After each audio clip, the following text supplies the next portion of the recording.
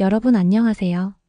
오늘은 투자자라면 누구나 알고 있는, 하지만 개인 투자자분들에겐 조금 낯설 수 있는 MSCI 지수에 대해 깊이 파헤쳐 보겠습니다.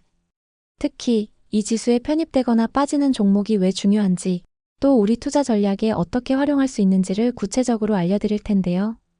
영상을 끝까지 보시면 외국인 수급의 방향을 읽는 눈을 키우실 수 있을 겁니다. 1. MSCI 지수란 무엇인가? MSCI는 모건 스탠리 캐피탈 인터내셔널의 약자입니다. 원래는 미국 모건 스탠리 산하에 있던 회사인데 지금은 독립적으로 전 세계 주식시장을 분석하고 지수를 산출합니다. 쉽게 말해 MSCI 지수는 전 세계 투자자들이 참고하는 투자 성적표이자 기준점입니다. 전 세계 연기금, 글로벌 ETF, 패시브 펀드가 이 지수를 그대로 따라가죠. 즉 MSCI 지수에 편입되는 순간 외국인 투자 자금이 자동으로 들어오는 구조가 됩니다. 2. MSCI 지수의 종류. MSCI 지수에는 여러 가지가 있습니다. 대표적인 걸 몇 가지 소개해 드릴게요. MSCI 월드 인덱스. 선진국 주식시장만 모아둔 지수입니다. 미국, 유럽, 일본 같은 국가들이 포함돼 있죠. MSCI 이머징 마켓츠 인덱스 신흥국 지수. 한국, 중국, 인도, 브라질 같은 신흥국 시장을 모아둔 지수입니다. 한국 주식시장이 바로 여기에 속해 있습니다. MSCI 코리아 인덱스. 한국 기업들만 따로 묶어둔 지수입니다. 외국인이 한국 종목을 매수할 때 가장 많이 참고하는 벤치마크입니다. 즉, 한국 기업이 MSCI 코리아에 포함되면 한국 투자 비중이 있는 글로벌 펀드가 매수하게 되고 이머징 마켓츠 지수의 비중이 커지면 신흥국 전체를 추종하는 펀드가 따라 들어오게 되는 거죠. 그러면 여기서 MSCI 지수 편입 기준을 알아볼게요. 시가총액 부분. MSCI는 전 세계 투자자 입장에서 충분히 큰 규모의 종목만 포함시킵니다. 전체 시총뿐 아니라 자유유통 시가총액 기준을 봅니다. 즉, 최대 주주나 정부가 보유해 거래되지 않는 지분은 제외하고 실제 시장에서 거래 가능한 부분만 계산합니다. 유동성 부분. 주식이 충분히 활발하게 거래되는지도 중요합니다. 일평균 거래대금, 회전율 등을 체크해 투자자가 사고팔기 쉬운 종목만 편입합니다. 자유유통 주식 비율 부분. 상장 주식 중 일반 투자자가 자유롭게 거래할 수 있는 비율이 일정 기준 이상 되어야 합니다.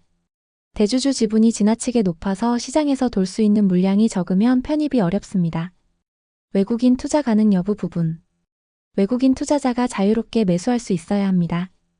외국인 지분 한도 규제가 있거나 환율 세금 장벽이 크면 MSCI 편입에서 제외될 수 있습니다. 거래소 및 규제 요건.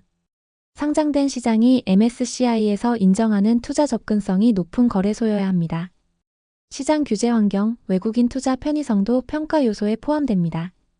그래서 MSCI 편입은 단순히 기업이 크다가 아니라 외국인 투자자 입장에서 사고팔기 좋은 조건을 갖췄는지가 핵심이에요. 3. MSCI 지수 편입 편출의 의미. 그럼 이제 가장 중요한 주제 MSCI 지수에 편입되거나 빠질 때 무슨 일이 벌어지는가입니다. 편입될 경우 MSCI 지수를 추종하는 펀드들이 새로 들어온 종목을 반드시 편입해야 합니다. 글로벌 자금이 강제적으로 매수하게 되죠. 이 과정에서 주가는 단기적으로 수급 효과로 상승할 가능성이 높습니다.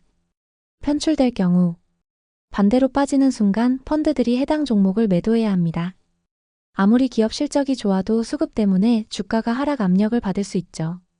그래서 투자자들 사이에서 MSCI 편입은 호재, MSCI 편출은 악재라는 공식이 생긴 겁니다. 4.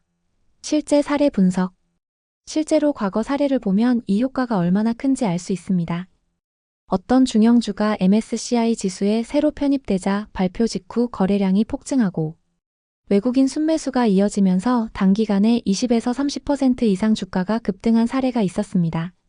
반대로 코스닥 일부 기업은 편출 이후 외국인 매도가 쏟아져 나오면서 호실적에도 불구하고 주가가 약세를 보였죠. 여기서 우리가 배워야 할 점은 MSCI 편입 편출은 단순 뉴스가 아니라 실제 수급을 강제로 움직이는 이벤트라는 겁니다. 5. MSCI 리뷰 일정과 체크포인트. MSCI 지수는 연 4번 정기적으로 리뷰를 합니다. 5월, 11월 가장 큰 정기 변경 정기 리뷰. 2월, 8월 상대적으로 작은 변경 분기 리뷰. 이 시기에 따라 어떤 종목이 들어가고 빠지는지가 발표됩니다.